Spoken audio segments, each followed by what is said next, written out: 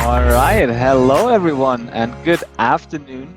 Our first digital talk, not at 12 o'clock, but for the coffee break in the afternoon. So, welcome to the show. And we have an amazing guest today. It's all about innovation. How can you accelerate innovation, whether you are in a mid-sized company, in an enterprise company? So, there will be a lot of learnings. Our guest today is Daniel. He's the head of innovation labs. In his function, he works with a lot of enterprises. His company works with companies like Porsche, like Converse, like DHL, so many big corporate clients. So he has a lot to talk about. And I'm happy to have him on the show today. Hi, Felix. Happy to be here. Hi, Daniel. How are you doing? Absolutely great. My last appointment today, so I'm looking forward to this. Okay, so let's make it a fun one then. You have a very cool setup there. I like the picture in the background. Thanks. I get asked a lot if it's fake, if it's just a green screen, but no, it's an actual picture hanging on my wall. Yeah. Yeah, okay, cool. So you've got good taste. That's great. But let's dive right into it. We have a lot to cover today. So again, it's all about innovation. We have three bold statements that we want to unpack today for our viewers. So let's dive right into the first one. So in our first conversation, you said, a lot of companies, they start with the technology and want to implement a very cool technology, but they kind of forget the problem in this whole innovation process. So what would be interesting to me in that case, so what is kind of a bad example of innovation in that context? I think one good example that's not so obvious is actually the Tesla touchscreen console in the middle of the Tesla. So it looks really fancy and it's great in the product catalog. But what they actually did is they put a device that's suited for a fully autonomous drive into a semi-autonomous car. So when we drive, we need to control things like the airflow, like the radio, and we should be able to do it blindly. And a touchscreen doesn't provide any haptic feedback. That's fine if you're not driving the car, if it's fully autonomous. But if you need to drive this car, then you can look away from the street and onto your touchscreen. And actually, the studies have shown that driving a Tesla requires like 50% more cognitive effort than driving a fully manual car. And from a UX perspective or from an innovation perspective, this point of Tesla is a complete disaster in my point of view. There's a lot of innovation happening around Tesla that's really great, but this thing they, from my perspective, messed up at that point. Wow. Yeah, I mean, I heard about that. I just came from a conversation with Daimler, and they said in the new S-Klasse, they have now a touchscreen with haptic feedback, right? Because they said it's valuable when you drive a car that you actually get feedback on the screen. So that's very interesting. Absolutely. All right. So, and in general, I mean, when companies focus on the technology but not look at the problem, like what are typical outcomes that you see, like, besides the Tesla example? Yeah, well, probably you know the saying that if you only got a hammer, then everything looks like a nail. So there are two problems that arise from this approach. So if you're looking only at if you have the solution, then you will only look at problems that actually fit your solution. So you won't question if this is the most pressing problem or if there are other issues that are more important. And when you begin with a solution, you typically don't think enough about the underlying problem and about the user and what he actually needs. So when the driving force of your innovation or your product is the trend or technology, then there's a good chance that it won't actually solve a problem the right way or any problem at all. So it's just that everybody's doing blockchain, everybody's doing big data and AR, but perhaps what your user really needed is something completely different. And in product management, there's this theory, the framework of jobs to be done. And I absolutely love this framework. Everybody should have a look into this. And the basic idea is that a user doesn't really care about a drill or even a hole in the wall. They want to hang a picture there. So when you start with this drill idea into the process, then there's only one possible solution. But when you get back to what the user actually wants, then perhaps I don't know, something else like self-adhesive magnetic wall mounts is much more practical for what the user needs, and you won't actually need a drill. Right. Right. Very, very interesting. I guess, like that's always the selling example also, right? Like you want the hole and not the driller. So I guess it's the same approach Absolutely. here. Same with sales. Right. But by the way, because I mean, we like to engage with our audience. So if you have some examples for this driller hole problem or have heard about the jobs to be done framework, just let us know in the comments or ask questions about that. That's always exciting for us. Okay. So, and I mean, we talked about how it should not be done, right? So in your opinion, how does a problem-based innovation look like? How does it work ideally? Well, it's actually pretty simple. It's not rocket science. So I think you should start with to map out the whole user journey. So this can be as simple as putting some post-its on a wall, and you should incorporate the whole journey from getting to know your product over all the usage scenarios until you end the product lifecycle or the user lifecycle. And really think about the journey from the user's perspective, not your own. So there may be some critical step that the user takes that your product is not involved in at all, but it is still part of the user journey. You have to look at that. And when you get a big picture, then you enrich this user journey. You put some data on there. I think there are 3 data points that should be on every user journey map. So you look at where is currently some friction in the user's process. Where are problems? You can look at I don't know, support tickets, feedback from clients, from current sales, from leads, and you will get so much valuable feedback that you can put into this map. Then you think about what current data we actually have. We already have are some KPIs, some product data that you can fit into the journey map. And lastly, you look at all the touch points between your company or your product and your user. And you look, where do you think are the biggest opportunities to rise above your competitors, and where are your biggest operational risks?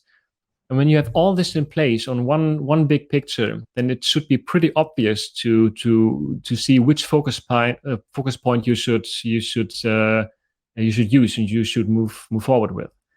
Then you take this area of the journey map and you zoom in. You do the whole exercise, but just for this part of the user journey. You develop a detailed map. You run some pragmatic user research, and then you should have a good understanding of all the problems. You pick a problem you think is critical, and then from this point on, you move towards a solution.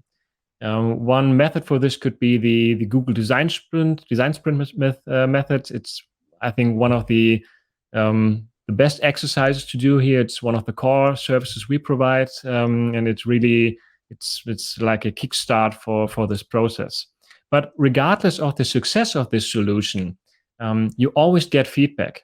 So you go back to the first step, you look at your user journey on the big picture, and you put in all the feedback you got from your first project, from your first idea, from your first user test, revise this user journey map, and then you point at another area or the same area if it's still the most pressing one. And this way you iterate from user's perspective out and from all the possible problems that could arise, and not just with the solution in mind. Right. I mean, you make it sound very simple. I guess you can tell that you have a lot of experience in that. So if anyone wants to learn about design sprints, Daniel is definitely the place to go to. Super interesting already in this first. Well, it sounds easy, but actually, I run a complete business on this process. So. Right. I guess that's why innovation managers are badly needed, right? Because it sounds simple but not so hard, but it's hard to do. Okay. So, but I mean, we're already in the approach, right? So you should start with a problem. So assuming you have found a problem, right? I thought that you had a very interesting statement there that companies should focus on the minimal in your product or in the prototype and in the viable in your MVP. So that's a very controversial statement anyways. But I would be interested, like, what did you mean by that? Like, what are typical mistakes companies do, apparently, right, when they design prototypes or MVPs? Yeah, sure. So the basic problem is that most companies make no difference between a prototype and an MVP, but both serve very, very different purposes.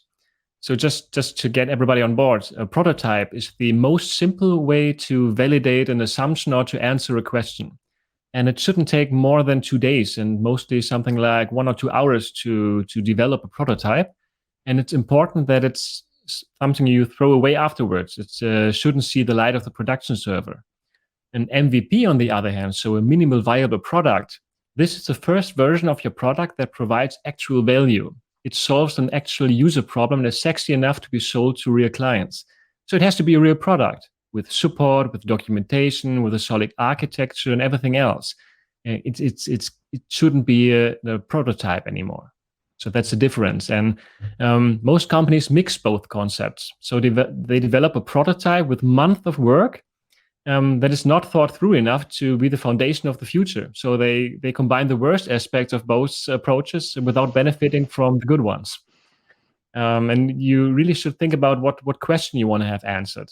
So a prototype answers the question, will it solve the problem, and do users understand this? But an MVP answered the question, can we build a company around this product? So it's more like the product market fit is an MVP, and a problem solution fit is a prototype. It's a whole different scale. A prototype can always be done with user research and testing in about a week. That's what a design sprint is for. And an MVP could take months of work. Right. So in other words, you're saying that you might need to have several prototypes before you actually end up with an MVP. Absolutely. You should test several ideas and don't go with the first one. It's usually the wrong one. Okay. So I mean, there's an obvious question to that, right? Like how many prototypes do you need to have a good MVP?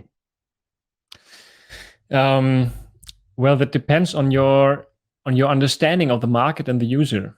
So there are some markets and some services where you have a really, really good understanding, and it just takes like 2 or 3 prototypes to really nail the solution, and then you can start your MVP. But sometimes it's such a complex problem, and it has so many facets that you need to do like a dozen of prototypes before you really can begin with your MVP. Yeah, okay. I mean, I guess the best answer is always it depends, because I mean, it's true in that case, right? Like if you want to solve a simple problem, probably one prototype is enough compared to a difficult one. Okay. But at least sometimes it's just a single prototype. And if the feedback is it won't work, then perhaps with just like 3 or 4 days of work, you can kill the whole product, the whole project. So then you will save a lot of money. So at least one prototype is always needed. But if it succeeds, then you can ask, is it enough to move forward, or have we still some other assumptions we need to tackle? Right. Yeah, I guess that's a good idea to stick by. I also found interesting that you said it's kind of, prototype is related to the problem solution, and then the MVP more to building a product, a company around it. But talk to us, maybe also you have some examples there, right? But what are some characteristics of a prototype, and what are characteristics of an MVP that you see in your project, in your design sprints? Yeah, sure. So a good prototype needs to look real enough to get real feedback from real users. The most known analogy is the Wild West movies. So when you have a Wild West movie, you always have this one streets with all the saloons and the barbershops, and it looks super real. But it's just a movie set. So if you open the door, it's just made of paper and you're standing in the desert. But that's okay. You don't want to test the saloon experience, just the street. And that's a prototype. The part you want to test needs to be super realistic, but nothing else have to work. And actually, you would leave everything else out that it's not relevant for your question. So even if your usual product has a logging mechanism, and that's not important for your current test you want to run, then your prototype doesn't need to have a login mechanism. It's simply not important. And a good prototype is always built that way that you can throw it away afterwards. So it should not be something that you build on, that you revive afterwards and make something bigger out of it. MVP, on the other hand, that's also a good analogy, and it's one that you hear super often on the internet, and that's completely wrong in my perspective. It's the skateboard analogy. So MVP is always, or an MVP is the small iteration of your aimed at product. So you just produce a small slice. But what is the first iteration? What should be a minimal iteration? And when you're thinking about building a car, then you could say, well, we just build a wheel. And afterwards, we build the body, then we put a seat in, then we put the motor in. And at the last step, we have a functioning car. But you have 4 steps that don't provide any value at all. So someone very clever said, well, start with a skateboard. So we have something that actually provides value. And then you move on to a bicycle, and then to a motorcycle, and then you have a car. But each step provides value. Well, I think that's complete bullshit. Because if you're tackling the problem that a car or a closed vehicle will solve, like traveling 100 miles each day with some luggage, then your skateboard won't solve this, and you won't get actual feedback. So we will feedback from a user that's probably never buying your car. You will get the feedback you need bigger rolls and bigger wheels and more grip on the board. But that won't bring you any forward towards a better car. But if you start with the simplest version of a car, then you get feedback like, we need more room, we need a bigger motor, we need an electric drive, and so on. So you get valuable feedback to move on with. So ditch this analogy of the skateboard and start with the first real product. And that's I think the most important characteristic of a good MVP. It's viable. It's not just minimal. It actually solves a problem. Right. So it has all the bells and whistles of a product. Yeah, I like that a lot. I mean, I guess, the skateboard analogy is kind of solving the transportation problem, right? Like if you want to get from A to B, but like you said, if you buy a car, you want to travel 200, 300 kilometers, and with a skateboard, well, I mean, you can do it, but it's not really what it's built for anyways. Absolutely. Okay. That's not the problem. Yeah.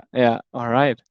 That's very interesting. I love that. I will now. So now that I know it, right, I can comment against it and kind of refer to our conversation here. So let's turn towards the last statement, which is, I mean, a very important topic for a lot of companies. I mean, innovation projects are great, but what companies really want, they want to be innovative, right? And so you claimed that you should use innovation projects to actually foster an innovation culture. So that begs the question, what is actually a culture of innovation? How would you define it? Yeah, sure. So when you look at an innovative culture, an innovative company, then in this DNA of this company, there are some characteristics that are always present. So I think the first one is they do not plan years in advance. So you won't find a super detailed release roadmap with concrete dates and expectations and feature sets that won't fit in a fast innovation process. So it's a bit more vague and a bit more agile. And perhaps the most important one is that such an organization will always value learnings much higher than quick results. So they strive to nail the user experience, to really solve a user's problem, to understand the market, and to test ideas. They don't just pick the low-hanging fruits that they're sure of that will definitely work. They will do this nevertheless, but they will also always prioritize learnings. And that brings me to the third one. An innovative culture is also a participative culture. So you should really listen to all the people in your company that are actually involved in the processes and in the touch points, people from sales, from service, from development, and really incorporate them in this whole process. So innovation projects that are solemnly driven by senior leadership, and only senior leadership was involved, have no chance of taking off. And that's the problem with corporate innovation labs. So you have super big corporates, and they have this fancy innovation lab. It's a complete legal entity, and they produce a cool idea, but nobody was involved. So it's bound to be dead when it arrives in the corporate. So that has nothing to do with a corporate, with an innovation culture. Right. Okay, so it kind of needs to come bottom up, right? Like top down. In your case, it will not work because it's not sustainable in the end. It needs both. It needs a commitment from above and the all the ideas and the knowledge from below. And you said something very interesting that, kind of if you have a corporate innovation legal entity and they try to drive innovation, it will not work. I'm wondering, because you said about this participation also across units, like, would you say that it's always required that multiple departments, multiple teams, they work together to innovate? Or is it also possible that like one unit starts within their own department to innovate and then it will kind of, take over other departments? What's your take on that? Both can work, but I think it's much easier if you incorporate all teams or some other teams. So in all companies, regardless of the culture, you have always these teams against teams. And so if then there's one team changing their process and being super innovative and super fancy and having, I don't know, design sprints, design thinking, doing some cool works, then all the others feel left out. And it's a big opportunity for internal marketing to get them on board. And you have the chance to spread the rumor and to spread the word of this project like a wildfire if all people have been involved or several teams. But if it's just happening in one department, then you can't spread anything from the process. You can just try to spread the result, which is much harder. Right. Okay, great. That was a very valuable point, I think. And I mean, when companies start, like, let's say they have a successful innovation project, right? But I mean, it doesn't mean you have an innovation culture. Like, do you just keep going, right? Like project after project after project? Or at what point, is it kind of a part of the culture, of the identity? Well, yeah, it needs to be a habit. It takes some time, but there are, if you think that you can do better and you can do worse with your first pilot project, and you can really create some momentum that spreads, and or you can kill it in the first try and make it much harder to do a second or third project. Yeah. Okay. Cool. So I guess, I mean, innovation, we could talk hours and hours about that, right? But it should be just kind of a glimpse into it. I think very valuable lessons on how to go about innovation, what to do, what not to do when actually innovating, and in the end, how to incorporate into the culture. So last point, as always, we want to keep it actionable. What is the one thing companies should do now to start this innovation process, and how should they go about it? Well, I hope there have been enough ideas during our talk to get started. But let's try to bring it down to 3 actionable steps. So first, I would say, look at your user journey. Really make a deep dive into your user journey and select one target area that you want to tackle. And then go and drop me an email, and together we will start a wildfire with a pilot project. Now, it sounds cheesy, but it's so much easier to start with an external consultant on this, because you can do it on your own with the 4th, the 5th project, or after 10 projects. Surely you will have enough knowledge and experience doing it. But the first project is so important to nail, to get it really right. I would always recommend to go with a professional on this journey. Sounds good. And how can people reach you? Yeah, well, I think I'm linked in the LinkedIn comment section in the actual post. So that's a great way to reach me. And otherwise, I'm part of the Interactive Pioneers. So when you search of Interactive Pioneers or interactive/pioneers.de, you will find me. And on the homepage, you'll have the ability to book via Calendly, write a slot in my calendar. So if there's something you want to talk about, just take a 30-minute slot and we'll have a remote conversation. Cool, Daniel. Love that. Love also that offer. Many people should actually take you up on that. I think you can add a lot of value to this process. So thank you very much, Daniel. It was a pleasure. Yeah. Thank you all. I hope you enjoyed your coffee break and can wrap up the day hopefully soon. And we'll see each other again in 2 weeks when there's another episode of the Digital Talk. See you then.